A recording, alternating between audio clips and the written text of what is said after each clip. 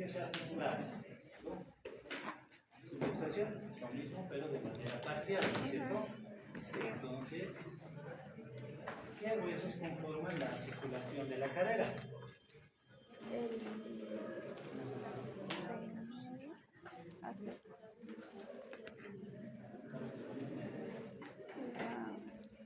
La cabeza del fémur y el acetábulo.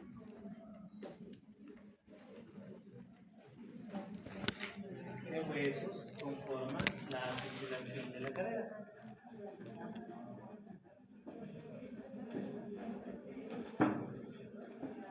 Huesos.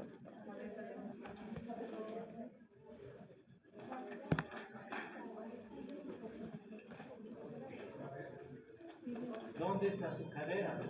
¿Dónde está?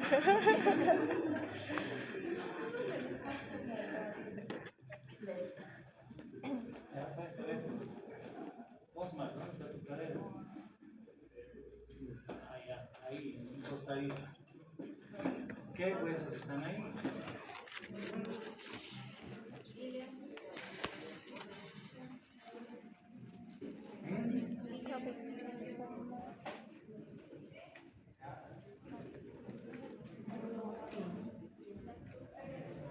Calizay.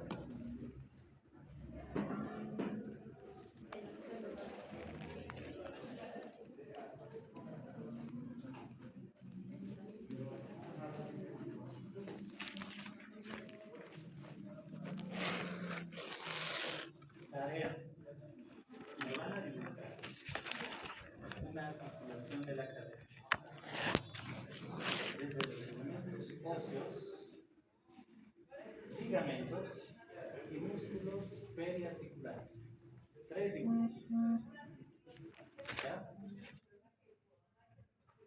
Elementos óseos, estabilizadores ligamentarios de esta articulación y los músculos que están alrededor de la cadera.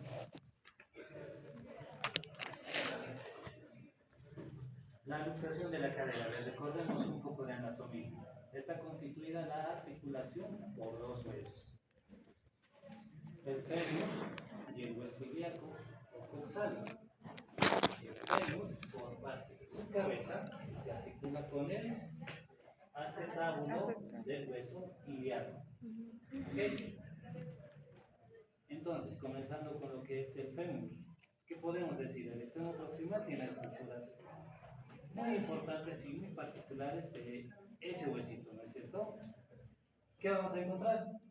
La cabeza, el cuello, dos eminencias o protuberancias que son la mayor, el trocánter mayor, el trocánter menor.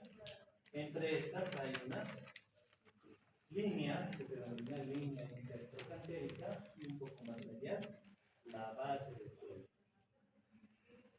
Del borde inferior del trocánter menor hasta 10 a 8 centímetros anteriormente esta se conoce como región subtrocantérica, ¿okay?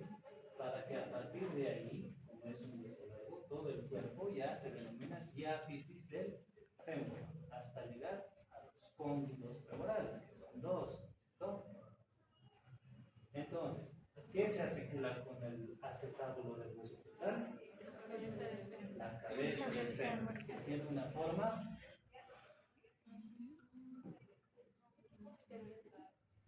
redonda, esferoidea, y se coapta con él, o se articula con él, acetábulo, que tiene una forma cóncava, de forma esferoidea. Por lo tanto, esta articulación será de tipo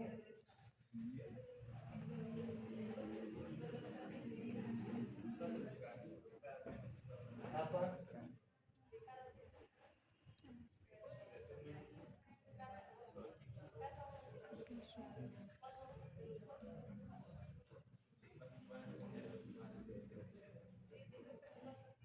Chocrica.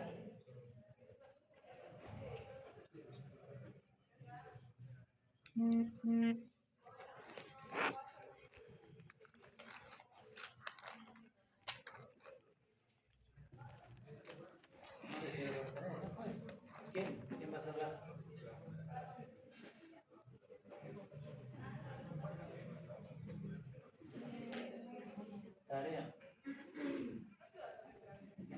clasificación de las articulaciones por su forma. ¿Ya? Pues esto ya hemos avanzado en el primerito, no se pueden olvidar.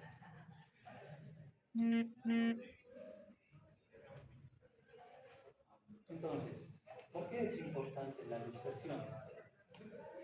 Como ya habíamos mencionado, hay una pérdida de rotación normal. Está el acetábulo, la cabeza del fémur, que tiene que estar bien articulada. ¿Qué pasa en una luxación? Sale de su lugar. ¿Por qué es importante resolver inmediatamente este tipo de lesiones? Porque la parte vascular influye mucho en el pronóstico a largo plazo en el paciente. Todo depende de quién le haya marcado y cómo lo haya hecho. Si tiene un adecuado conocimiento y está preparado para ser resolutivo ante este tipo de lesiones. ¿Por qué? Porque la parte vascular es la que sufre, ya que el extremo proximal del fémur está irrigado por las arterias circunflejas, que son ramas de la femoral profunda, que es rama de la arteria femoral. ¿Cuál de las circunflejas es la más importante? La posterior, justamente, porque irriga más del 80% de la cabeza del fémur. Y lamentablemente, las luxaciones justamente posteriores son las más frecuentes.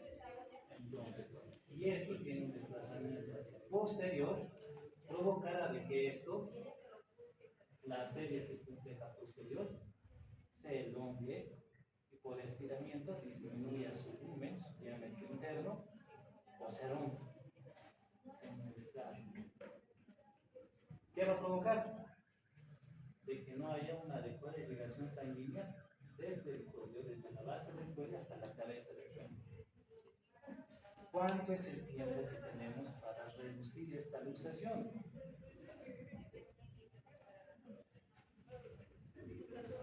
Antes se manejaba 12 horas. Tenemos hasta 12 horas para volverlo a colocar en su lugar. Pero ya últimamente se ha visto que a las 6 horas de no haberse reducido esa lesión, esa luxación, ya el paciente a largo plazo puede empezar a presentar complicaciones. ¿Por qué? Porque el tejido óseo ya no va a trabajar de manera adecuada, ya que es una articulación de carga. El cartílago va a sufrir y va a empezar a degenerarse. Por lo tanto, si es un paciente joven, llegará a que es una artrosis precoz postraumática. ¿Okay? De ahí que viene la importancia de reducir adecuadamente este tipo de lesiones. ¿Por qué? Con experiencia, a ver. Me han llegado casos cuando yo estaba haciendo mis rotaciones en el hospital del niño, un pequeñito, venía de 6 años, que cojeaba. Lo primero que uno piensa es displasia de cadera mal tratada. No le han tratado adecuadamente. Le pedimos la placa radiográfica y vemos de que la cadera estaba bien.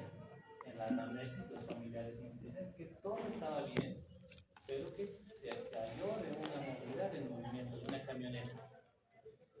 Sintió mucho dolor, lo llevaron a su centro de salud. Le dijeron, no, solo es un golpe, se le va a pasar, y le dieron calmantes. Pero desde ahí, refieren que ya era casi 5 meses, llegando a 6 meses, que ya no caminaba bien, siempre cojeaba. Le pedimos la placa radiográfica y ¿qué vimos? El acetábulo y el extremo proximal del fémur pues estaban bien, no tenían ningún dato de displasia de cadera. Lo que sí había es una luxación ya de 6 meses. Entonces, a ese pequeñito pues se lo ha condenado a que tenga una voz, la caderita ya no le funciona bien. Y para la resolución ya era netamente quirúrgico, había que abrir, limpiar todo lo que es el acetábulo, ya que cuando esto queda vacío, porque la cabeza se levanta hacia atrás, el cuerpo humano tiende a sanar cualquier herida que tengamos, ¿no es cierto? Ya sea en la piel, al igual de manera interna. ¿Qué hace? Identifica eso como una herida y trata de rellenar con tejido fibroso. Entonces, al momento de intentar, si es que intentaran realizar la reducción, la cabecita ya no va a entrar, porque todo este bultito que es el acetábulo ya está ocupado por tejido fibroso. Por lo tanto, hay que hacer una abordaje quirúrgico, limpiar y volverlo a colocar en su sitio. Pero a la vez se debe de realizar la reconstrucción de los estabilizadores, de los ligamentos que están alrededor y reconstituir la anatomía. Aún así, el cartílago ya está con una lesión muy importante, por lo tanto su tiempo de vida se ha acortado. No es que a lo largo de los años le va a crecer otro cartílago, no, el cartílago es uno, no se lo cuida, pues lo pierdes. Por lo tanto, seguramente este paciente a los 25 a 30 años ya va a empezar a tener otra vez dolores de cadera, el cartílago se va a perder y ya va a empezar a tener contacto hueso con hueso por la pérdida del cartílago, provocando una artrosis precoz. ¿Qué va a requerir? Prótesis de cadera. ¿Cuánto cuesta una prótesis? Porque todo tiene solución, ¿no es cierto? Se puede operar, pero el tema es los recursos económicos, porque una prótesis cuesta entre $5,000 a $6,000. Y para un paciente relativamente joven, pues no es muy rentable, porque una prótesis que está siendo muy bien cuidada por el paciente, que no sube de peso, que hace su fisioterapia, que no levanta objetos pesados, que se cuida, pues le va a durar unos 10 años. Bien cuidado. Para luego tener que realizar otro recambio de prótesis, porque es metal más polietileno. Todo tiene un tiempo de vida. Y por el ritmo y la carga que tiene el paciente de tener una edad joven, pues más seguro es que le va a gastar más rápido. Por eso las prótesis siempre se indican en pacientes longevos, a partir de los 55 a 60 años. ¿Por qué? El ritmo de vida pues ya no es el mismo, lo van a cuidar y generalmente en este tipo de pacientes el tiempo de vida hasta se puede extender hasta 15 años, pero si lo cuidan muy bien. En un paciente joven es lo contrario. Por lo tanto, de 10 años, otra vez otro gasto importante para su prótesis, que le va a costar más caro porque los implantes metálicos tendrán que ser más grandes. ¿Por qué? Porque el tejido óseo, cuando hablamos de una prótesis, ¿qué significa? Que al estar todo esto dañado, se realiza un corte desde aquí hasta aquí. Y todo esto se lo saca para colocar un implante metálico que es de casi hasta la región, hasta la finalización de la región subtrocantérica, con un componente metálico y acá de polietileno. En vez del acetábulo, igual que ya está desgastado, se coloca un implante de polietileno para que cumpla la función de movilización sin dolor para el paciente. Es muy caro algo que se podría haber realizado o tratado de manera adecuada con un buen diagnóstico, un buen examen complementario pedido con todo el criterio y se podría haber solucionado con una fácil maniobra de reducción. Lo mismo pasa en el hombro. Si tienen un hombro que está usado por mucho tiempo, las consecuencias son las mismas, se va a desgastar de manera precoz. Entonces es muy importante este tema, porque si ustedes están en provincia y tienen una luxación, tienen que saber reducir. Obviamente tienen que descartar una fractura, como ¿no? Descartan la fractura, pues está. Y si el hospital más cercano de referencia les queda más de 6 horas, tendrán que intentar ustedes realizar la reducción para salvarle el tiempo de vida útil a esa articulación. ¿Okay? ¿Es importante saber tratar las luxaciones? Sí, es importante. Confío en que ya saben reducir las luxaciones de hombro. A ver, ¿en sus prácticas ya están? ¿Qué ven?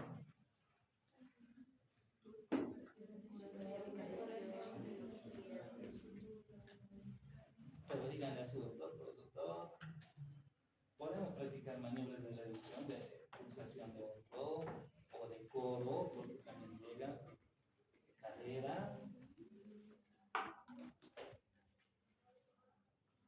Les ha enseñado inmovilizaciones.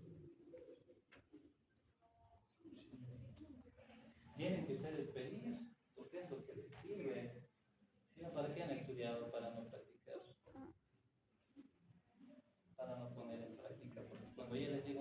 ¿qué van a hacer? ¿Van a llamar al profesor? No, ustedes tienen que hacerlo. Entonces, tenemos el extremo proximal del fémur, la parte vascular, que ya he explicado, la importancia de esto. Vamos a lo que es el acetábulo. El acetábulo tiene una superficie cóncava en forma de esfera, no completa, que tiene un refuerzo en la periferia, que se denomina rodete acetabular. ¿Qué función cumple ese rodete acetabular? Incrementa, listo, en un corte, este es el rodete acetabular. ¿Cuál es la función? Incrementa la superficie de contacto de la cabeza del fémur con el acetábulo. ¿Para qué? Para que el desplazamiento, la movilización sea con mayor firmeza. Además, intraarticularmente tiene otro tipo de refuerzo para estabilizar. Desde la fobia del acetábulo nace el ligamento de la cabeza del fémur o ligamento redondo, ¿no es cierto? Que igual tiene una arteria en su interior, pero irriga en muy poco porcentaje, de 5 a 10%. ¿Qué más?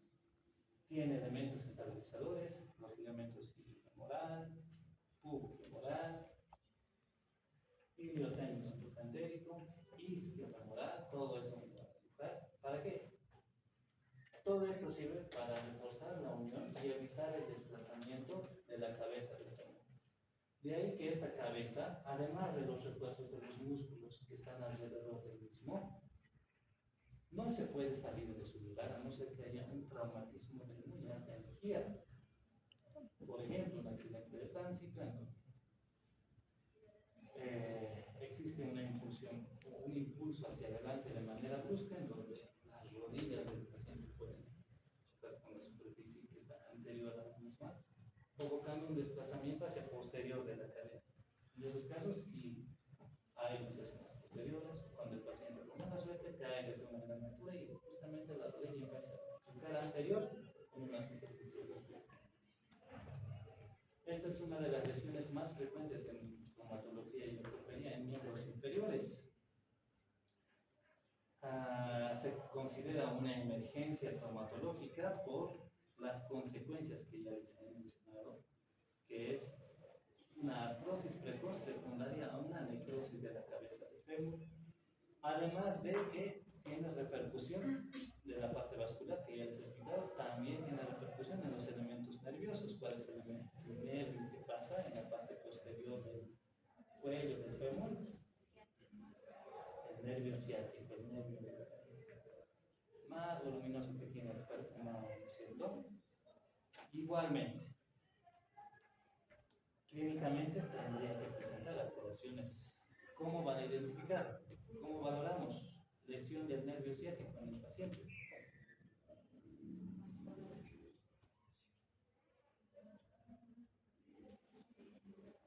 La parte motora, ¿qué le van a decir al paciente? En sus exámenes yo siempre les pregunto valoración del nervio radial o mediano. Es que me ponen muy general, no les puedo poner nota. Le pido que mueva. ¿Pero qué va a mover? ¿Cuál es la diferencia entre identificar un movimiento de lesión del nervio mediano o un movimiento de lesión del nervio frontal o radial? Porque el paciente, usted le dice, mueva, así va a mover. Hay instrucciones bien específicas que ya les he dado tarea y me han entregado la mayoría, pero en el examen muy pocos han respondido de manera adecuada. ¿Cómo es el nervio ciático?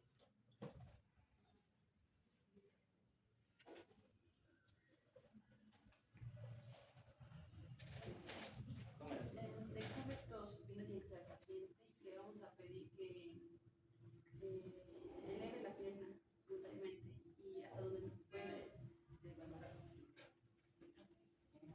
Ya digamos es para una lumbocefalgia, ¿no es cierto? Pero el paciente está luxado, ¿qué es lo que? Lo primero es que va a tener mucho dolor.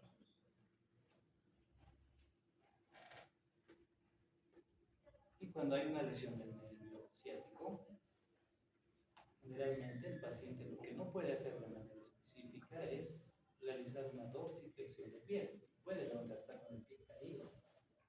Además de que va a presentar parestesia, sensación de hormigueo, adormecimiento. ¿En qué lugares?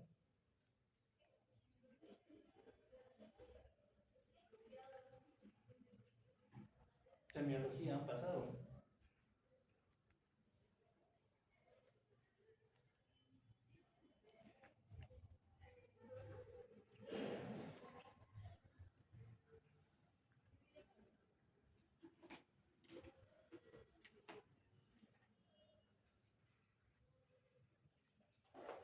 Tarea.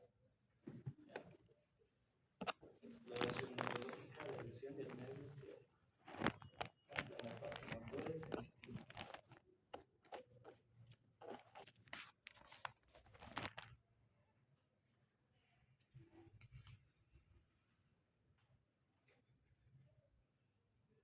¿Cuáles son los mecanismos de lesión que provocan este tipo de lesiones? Lo más frecuente, a través de un impacto frontal sobre la cara anterior de la rodilla. En un accidente de tránsito, lo que ya les mencioné, esto provoca generalmente al ser un impulso hacia posterior, la luxación va a ser posterior. También podemos encontrar luxaciones centrales, cuando el paciente, por ejemplo, puede caer desde una altura con la cara lateral de la cadera o caer de costado desde una altura, provocando de que a partir del trocánter mayor provoque una fuerza que vaya hacia el centro, hacia la línea media del cuerpo, provocando una fractura en lo que es el fondo del acetábulo. Es decir, a partir de que imagínense que el paciente se ha caído ya de manera de un costalazo y sobre una superficie rígida impactado primeramente por el trocánter mayor de la cadera, provocando una fuerza hacia la línea media del cuerpo, lo que va a provocar de que la cabeza del fémur tienda a irse intrapélvico, provocando una fractura en el fondo del acetábulo. Esas se denominan luxaciones centrales. Las luxaciones anteriores también se pueden presentar, pero son mucho menos frecuentes. En accidentes de tránsito, o por otro tipo de traumatismo que provoca una fuerza directa desde la cara posterior de la cadera hacia anterior. Un impulso hacia adelante provocando la pérdida de relación de la cabeza del fémur con el acetábulo. Dentro de las variedades, las más frecuentes tenemos las luxaciones posteriores, la más frecuente y la anterior. La segunda en frecuencia y la menos frecuente la central. Clínicamente, ¿cómo vamos a diferenciar cada una de estas? Además del dolor que puede presentar el paciente, limitación funcional, sensaciones de parestesia, ya tienen el antecedente traumático, ¿cómo podemos identificar que es una luxación posterior o anterior? Por la actitud que tiene el paciente, cómo es que se va a postrar en la camilla. Si estamos ante una luxación posterior, la cadera va a estar en una flexión acompañada de la rodilla, con una rotación interna del miembro inferior y medialización o aducción del miembro inferior. A esta posición también se la denomina embañista sorprendida. ¿Okay? Luxación posterior en una actitud de rotación interna, flexión de la cadera y rodilla y aducción del miembro inferior. Actitud conocida como embañista sorprendida o púdica. ¿Ve? ¿Qué tipo de actitud va a presentar el paciente cuando tiene una luxación anterior? Lo contrario, en lo que se refiere a la rotación y la medialización del miembro inferior, ya que esta va a presentar una flexión de la cadera y de la rodilla, pero la rotación en este caso va a ser externa y va a haber una abducción del miembro inferior. A esta actitud se la denomina impúdica. ¿Okay? Actitud impúdica que corresponde a la luxación anterior. Actitud púdica o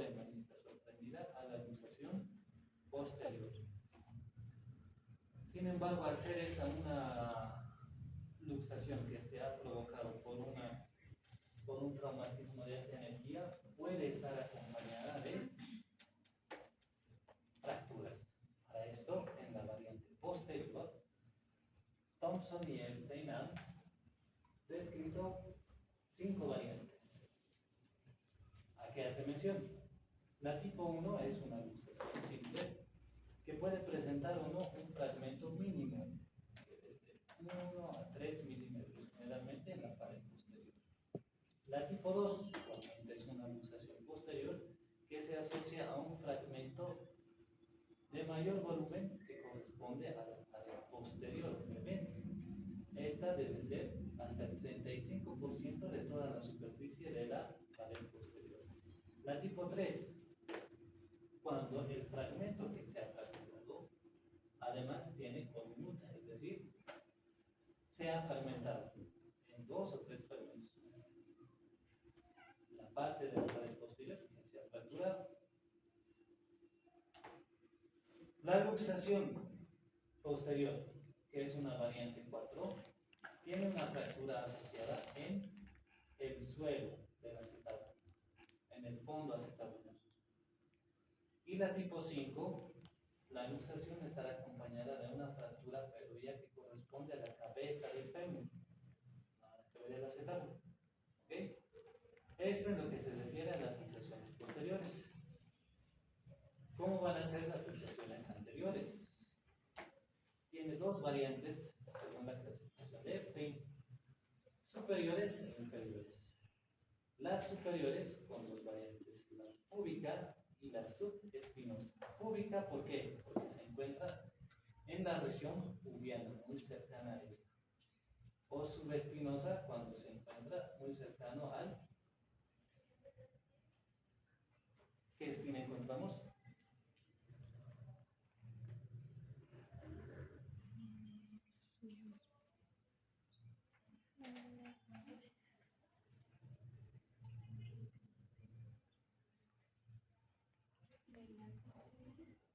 Exacto, espina ilíaca inferior.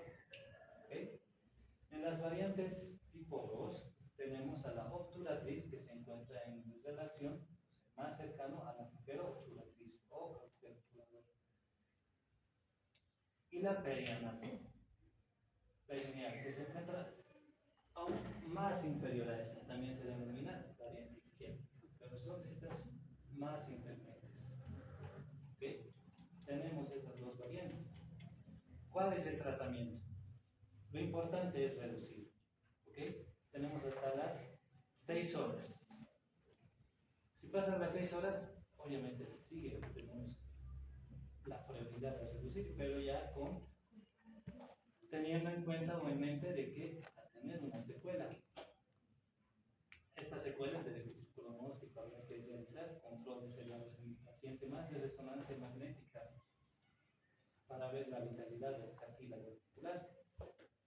Ya con las 12 horas, pues estas secuelas serán irreversibles. Estamos autorizados para realizar las maniobras de reducción siempre y cuando hayamos descartado una fractura. Si hay una fractura asociada, hay que realizar sí la reducción, pero en quirófano, en caso de que tengamos que realizar estabilización con clavos, placas, para reforzar las paredes, ya sea anterior o posterior al acetábulo. ¿Qué maniobras encontramos? Las más frecuentes, el método de Alice. Esta consiste en que posicionan al paciente en el cúbito supino, generalmente en el piso. El paciente no puede estar en la camilla. ¿Por qué? Porque al momento de realizar la maniobra, el paciente debe estar prácticamente encima del, el médico debe estar prácticamente encima del paciente para realizar una tracción hacia el cénit, hacia superior, con las manos desde la cara posterior de la rodilla, desde la región poplítea. Obviamente acá se requiere la ayuda de otro personal de salud que estabilice la pelvis desde las espinas ilíacas anterosuperiores hacia inferior. Entonces se debe de realizar una tracción hacia el cénit, pero de manera paulatina, es decir, el paciente va a estar con una flexión de 45 grados, esta se debe convertir en 90 movimiento, ejerzan aún mayor tracción hacia arriba y le implementen además movimientos de rotación interna y externa a partir de la rodilla.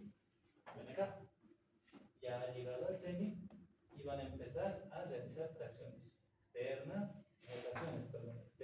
e interna. ¿Hasta qué? Hasta escuchar el clamp de reducción. Inmediatamente, clínicamente, pues la posición, en este caso para las variantes posteriores, la púdica o en manitas sorprendidas, se perderá. El paciente ya podrá posicionar de manera normal su miembro inferior con una disminución del dolor en más del 80% de la intensidad, porque cuando se reduce la luxación el paciente prácticamente ya está más tranquilo. ¿Qué otro tipo de maniobra tenemos? La maniobra de Stimson, en donde se posiciona el paciente en decúbito ventral sobre el borde de la camilla o en mesa quirúrgica para realizar una flexión de la cadera y de la rodilla en 90 grados. Igualmente se necesita la ayuda de otro personal de salud que establece desde las espinas ilíacas posteriores superiores y la región sacroiliaca. Se estabiliza ahí la pelvis y el médico que va a realizar la reducción realiza una flexión hacia inferior desde la cara posterior de la rodilla para que acompañe posteriormente con movimientos de rotación interna y externa. Igualmente está escuchar el plan de reducción. ¿Cuál es la más frecuente y la más efectiva? La de Alice. ¿Ok? Muchas veces en este tipo de maniobras no es suficiente la tracción con los brazos. Podemos ayudarnos con una sábana en donde el médico tendrá que envolverse la sábana y el cuello, amarrársela en la parte posterior de la torácica que vaya por el maxilar y que envuelva la parte posterior de la rodilla. ¿Me he dejado entender? Y estando en esta posición, con la sábana ahí envuelta, la parte posterior del tórax, por la parte posterior de la rodilla, además de los brazos, el tronco también va a realizar una tracción hacia arriba. ¿Ok? Para eso, el que está estabilizando en las espinas ilíacas anteriores superiores, pues seguramente va a pedir ayuda porque la fuerza de tracción va a ser mayor. Es así que no falla, con esa sí se reduce. ¿Sí? Después de realizar las maniobras de reducción, ¿qué tenemos que hacer? Placa de confort, siguiendo la regla de los dos de los estudios radiográficos, ¿cierto? Una pre y otra post tratamiento.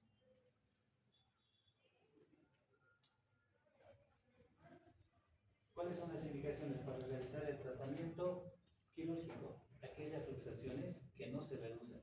¿Cuánto tiempo tenemos? Sí, para reducir, sí. Pero ¿cuánto tiempo vamos a estar jaloneándole al paciente? 15 a 20 minutos. A partir de eso ya se la considera irreductible, siempre y cuando ustedes estén seguros de que han hecho una buena técnica, ¿cierto? Tienen que estar bien preparados y practicar bien. Cuando estemos ante reducciones no concéntricas, por ejemplo, que el paciente tenga otro tipo de comorbilidad que haya determinado una alteración en la anatomía de la cabeza del fémur o del acetábulo, por ejemplo, lo más frecuente una secuela de displasia, que igualmente hay que hacer el intento, pero generalmente no ingresan. Cuando estemos en presencia de la asociación de una fractura, ya sea del acetábulo o del fémur proximal. ¿Ok? Eso. Corti.